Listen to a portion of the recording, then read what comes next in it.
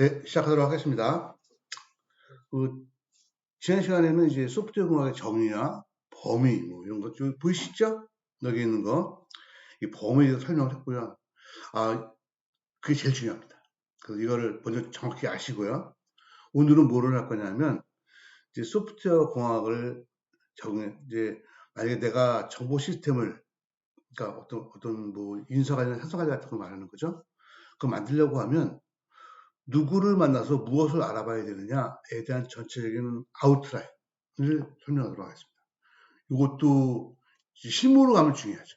자, 이거는 뭐를 볼 수 있냐면 이런 거죠. 자, 여러분이 만약에 인사관리 시스템을 개발한다고 하면 누구를 만나서 뭐를 물어봐야 되는데요. 한번 나열해 볼 수 있겠어요?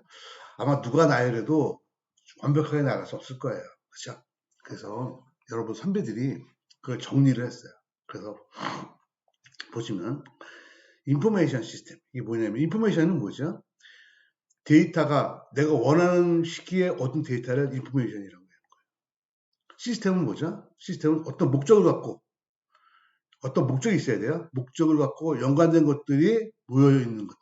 그걸 시스템이라고 해요. 그 시스템은 목적이 있어야 하는 거고요. 인포메이션은 필요할 때 데이터 줘야 돼요. 그러니까 인포메이션 시스템은 뭐냐면, 내가 필요할 때 필요한 정보를 줄 수 있도록 연관된 시스템이 모여서 유기적인 관계를 맺고 있는 것을 뭐라고 그러냐면 인포메이션 시스템이라고 하고요. 그것이 바로 우리 소프트웨어 공학에서 개발하고자 하는 것입니다. 굉장히 중요한 거 얘기했죠. 그러니까 우리가 프로를 개발하는 이유는 뭐냐면요. 필요한 정보를 필요한데 얻고 싶어서 그게 없으면 얻기 힘들거든요. 이해하셨죠? 그래서 이제 우리가 이제 그럼 소프트웨어 공학에서 목표로 하는 인포메이션 시스템을 개발하려고 하면 누구를 만나서 뭐를 알아봐야 되는데 라는 질문이 가장 먼저 나올 거예요. 뭐, 딴 걸, 그거 먼저 해결을 해야죠. 정리하고 이런 것도 나중에 하고, 프로젝트 나중에 하더라도, 누구 만나서 뭘 물어봐야 되는데, 그거를 정리한 게 이거예요. 그래서, 자, 그러면 이 인포메이션 시스템 개발할 때 관련되는 사람 누가 있냐면요. 자, 경영진이 있어요. 당연하죠. 누가 있어요? 실무 사용자가 있어요. 그리고 시스템 설계자가 있고요. 개발자가 있어요. 그리고 시스템 애널리스트라고 있어요. 이 사람들은 이 경영진들과 이 실무자들, 엔지니어들 사이를 연결해 주는 사람이에요. 여러분들 중에서 만약에 시스템 애널리스트가 되고 싶다고 한 사람은 애널리스트 역할이 뭔지 알아야 돼요. 이해하셨죠? 그래서 이 5개가 애널리스트야 뭐 연결하는 거니까 4개가 이제 4개의 사람을 만나야 되고요. 그럼 경영진을 만나서 뭐를 물어봐야 되냐면 우리가 개발할 정보 시스템 범위를 물어봐야 돼요.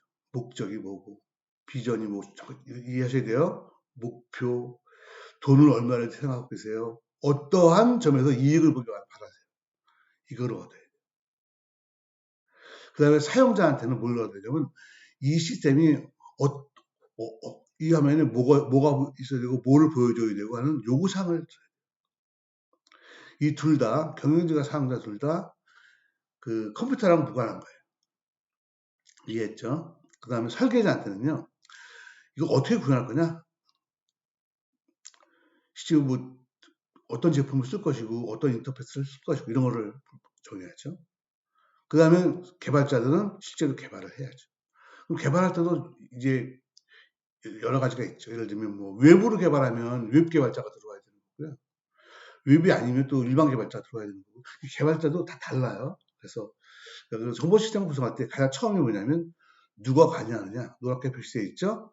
이게 이제 이걸 우리는 영어의 원문을 보면 스테이크홀더라고 표현하죠. 그래서 이 사람들한테 뭐를 물어봐야 되는지를 설명했어요. 이해했죠? 그 다음에 이 사람들 만나서 뭐를 물어봐야 되는데 뭐 이런 내용을 물어보겠는데 물어보는 게 달라져. 보여드릴게요. 짱. 어떻게 물어봐야 되냐? 뭘 물어봐야 되냐면 데이터 관점에서. 자, 중요한 거예요. 어떻게 처리되면 좋겠는지 일의 처리 순서 관점에서. 우리가 개발하는 게 내부에 어떤 시스템과 어떻게 연결되어 있는지, 외부의 시스템과는 어떻게 연결되는지 이 4가지 관점에서 물어보면 돼요. 그러면 자 보세요.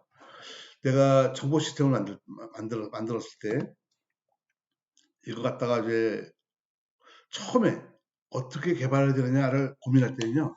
아무것도 생각하지 말고 이 그림을 생각하시면 돼요. 누구? 경영진, 사용자, 설계자, 개발자를 만나요. 어떤 관점에서 데이터, 프로세스, 내부 연결 시스템, 외부 연결 시스템.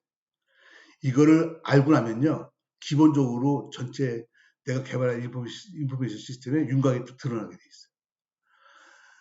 이건 뭐 인쇄사리가 다 그러냐? 그렇지 않아요. 이건 그냥 컴퓨터에 대한 인포메이션 시스템일 경우에는 이래요. 원래 이런 거 우리가 추상화한다 그러죠. 모델링 할 때 추상화하잖아요.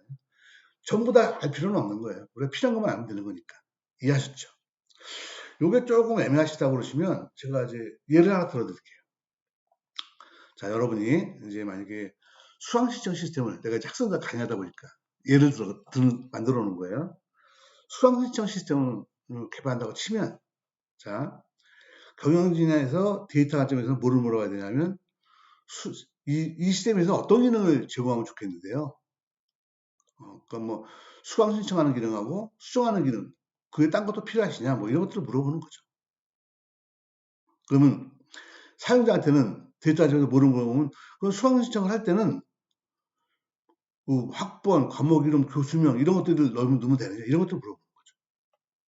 보이시죠? 말 그대로죠. 서비스 수준 필요한 데이터. 그죠? 그 다음에는 설계자한테 데이터 관점에서 물어보면 데이터베이스 구조를 물어보는 거죠. 그러면 이건 무슨 그러니까 학생, 교수 이런 것도 연관돼야 되겠네. 이것들을 테이블 만들어서 연관시켜야겠네. 이런 생각을 하는 거죠. 그 실제로 사람들은 개발을 하는 거죠. 그럼 프로세스 관점으로 한번 볼게요.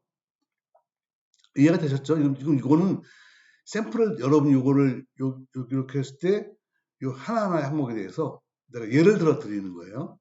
프로세스 관점을 볼게요. 경영진한테 프로세스 관점은 그럼 이런 거죠. 그러면 이건 경영 프로세스는 서비스 기능을 했잖아요. 그러면 수강 신청할 때 외국인들 뭐 국내에 외국인인데 국내 거주하는 사람들 이런 것도 포함해야 되느냐 이런 것들을 물어보겠죠. 사용자한테는 뭐를 물어봐요? 처리 순서를 물어보겠죠. 그러면 뭐를 하냐? 로그인한 후에 뭐 메뉴가 나오고 뭐 이런 걸 물어보고. 그 어플리케이션 구조는 그럼 이제 모듈화된 것. 이거 모듈화 나중에 구조적 프로그램이 나올 거예요. 모듈화된 것들에 대해서 물어볼게요. 그 다음에 이제 제작을 하게 되는 거죠. 그래서 연결 서비스 한번 볼게요. 연결 서비스는 그러면 수강 신청을 할 때 뭐 학생에 대한 정보 같은 것들도 학생인지 확인하는 그 필요하냐? 연결 서비스. 그죠? 사용자한테 뭘 물어요? 이게 그러면 화면에 어디에 위치하고 어떤 모양으로 나오면 좋겠느냐? 설계자는 그럼 어떻게 연결할까? 직접 연결할까? 아니면 인터페이스를 할까? 뭐 이런 거죠. 그럼 이건 개발자가 연결하는 거. 이 연결 방향에 따라서 연결하는 거죠. 외부 서비스. 뭐 수강 신청할 때 뭐 카카오톡을 옆에다 카카오톡 같은 기능을 넣을 거냐 말 거냐. 넣는다면 어떻게 넣을 거냐. 어떻게 연결할 거냐. 그럼 실제 연결하는 것. 이런 거죠. 그래서 여러분이 인포메이션 시스템을 만약에 구성한다고 하면 무조건 머릿속에 이 그림이 있어야 돼요. 누구를 만나야 돼요? 이게 지금 대답하고 있는 거죠? 어떤 관점에서 봐야 돼요? 그러면 그걸 4니까 16개 같죠. 만약에 여러분이 저가 이제 시스템 애널리스트를 그래서 경력에서 한 15년 이상 했었는데요. 시스템 애널리스트가 되면 이거를 전부 다 할 줄 알아야 돼요. 그죠? 시스템 설계자도 얼추 애널리스트랑 같이, 우리나라는 거의 같이 하죠. 그래서 두 개가 고객들 만나서 이런 걸 다 물어봐요. 그리고 이 사람들이 물어보고 여기다가 이걸 설계까지 해줘야 그 다음에 개발자들은 개발을 하는 거예요. 그러니까 오늘날에는요, 그 설계가 잘 되어야 됩니다. 그래서 내가 말씀드렸잖아요. 제가 드리는 강의는 개발자를 위한 강의가 아니고 설계자를 위한 강의예요. 아니면 분석가를 위한 강의, 컨설턴트를 위한 강의예요. 그래서 그 사람들이 알아야 될 사람들 얘기하는 거예요. 그래서 정보 시스템은 이렇게 구성한 것이다. 이게 이제 여러 선배들이 50년 동안 이거 인포메이션 개발하면서 느꼈던 걸 정리한 거예요. 한 장의 표로. 이해하셨죠? 지금 새로 시작하시는 분들은 요 그림을 기억하시면 크게 실수하지 않는다. 이해하셨죠? 샘플을 들어드렸어요. 그래서 그 인포메이션 시스템이 그러면 그게 끝이냐? 그렇지 않아요. 자, 보세요. 인포메이션 시스템을 하려면 누구한테? 경영진, 사용자, 설계자, 개발자한테 해야 되고요. 데이터 관점, 프로세스 관점, 연결 서비스 관점, 외부 서비스 관점. 그래서 이걸 다 갖고 요 그림을 갖고서는 아까처럼 내가 물어본 대로 요 항목별로 여러분이 물어볼 질문을 준비해 가지고 와서 거기서 물어봐야 돼요. 그리고 한 가지가 더 있어요. 여기 나오죠? 최근의 시스템은요. 거의 객체적으로 개발을 해요. 왜? 최근에 시스템 개발하는 것 중에서 뭐 한 달 만에 개발하는 거 없고요. 뭐 한두 명 개발하는 거 다들 크고요. 엄청나게 요구사항이 변화가 많은 것들이에요. 다 객체적에 해당되는 것들이거든요. 그래서 최근에 인포메이션 시스템 아키텍처는 하나가 더 들어가야 돼요. 뭐가 더 들어가냐면 설계자와 개발자가 있는 부분에 뭐가 있냐면 객체 지향 관점에서의 프로그래밍에 대한 곳이 들어가야 돼요. 여러분이 저희 설명을 들으실 텐데 뭐가 있어야 된다고요? 화면 디자인을 하죠. 화면 디자인에 따라서 클래스 디자인을 해야죠. 그 클래스가 많이 있으면 그 클래스 앞으로는 상속과 인터페이스를 정리해야죠. 그 중에서 또 많이 쓰는 공통적으로 쓰는 기능은 컴포넌트로 빼야죠. 그죠? 그리고 이런 것들을 할 때 이런 것들을 컴포넌트나 클래스 같은 것들을 저장하고 공유하게 해주는 프레임워크가 필요한 거예요. 그죠? 어떤 걸 써서 이걸 저장해 놓으면 그 프레임워크에 개발자들이 그걸 공유할 수 있도록 컴포넌트나 클래스나 상성이나 인터페이스를 공유할 수 있도록 만들어주거든요. 뭐 그런 것들을 하는 것들이 여기에 추가돼야 돼요. 그게 뭐냐면 이것들을 다 물어보고 정리가 얼추되고 나면 여기 따라서 기본적인 화면 나오고 거기에 따라서 클래스 나오고 클래스에 따라서 클래스에 따라서 상속과 인터페이스 다 나오고 거기에 따라서 연관되는 테이블 다 나오고 거기에 따라서 그걸 프레임워크까지 다 정의가 된 상태에서 뭐가 들어와야 돼요? 개발자가 들어오는 거예요. 그 상태에서 데이터베이스를 구축하는 거예요. 그러니까 중요하죠. 옛날에는 그냥 했어요. 요즘은 이제 크니까 어떻게 되냐면 이제 요렇게 16개의 관점을 고려해서 여러분이 필요한 것들을 구체적인 정리하는 방법은요. 뒤에 또 나와요. 어떤 이런 걸 정리해야 된다는 걸 개념을 잡으시고요. 한 가지 더 있다. 이 설계하고 개발하는 사람들은 이 부분에는 객체시장의 관점에 대한 것들이 추가되어야 되고 거기에 프레임워크가 들어가야 돼요. 그럼 프레임워크가 뭔지를 잘 모르시는 분들이 있어요. 주변에 물어보세요. 프레임워크가 뭐예요? 그러면 대답 못해요. 프레임워크 뭐냐면요. 잘 보세요. 왜 필요한지 먼저 알면 돼요. 프레임워크는 옛날에 필요하지 않았는데 최근에는 개발자가 많이 들어오잖아요. 그러면 개발자마다 스타일이 다 달라요. 그럼 어떻게 돼요? 이게 나중에 관리가 안 되는 거예요. 그래서 프레임워크라는 건 뭐냐면 떡딱이잖아요. 그 프로젝트를 할 때 프레임워크를 잡아주는 거예요. 예를 들면 클래스의 위치, 라이브러리의 위치, 컴포넌트의 위치, 그죠? 스탠다드 라이브러리를 어떻게 위치시키고 당신이 만든 화면을 어디에 위치시키고 그런 걸 위치를 다 정해놓고 그리고 컴파일하는 방법 이런 것들을 다 만들어 놓는 거예요. 그리고 개발자들이 이 프레임워크가 정한 규정에 따라서 개발을 진행할 수 있도록 만들어주는 거예요. 그러고 나면 어떻게 돼요? 개발된 결과를 나중에 후임에 들어온 사람들도 알 수 있어요. 아, 스프링 프레임워크 쓰세요? 그러면 어디 있겠구나. 그죠? 그래서 이 프레임워크까지를 같이 고려해야 돼요. 프레임워크 많이 나왔을까 하나 물어볼까요? 자바는 프레임워크라고 안 하죠. 왜? 자바는 제약을 안 하잖아요. 그죠? 비주얼 스튜디오는 어떻게 해요?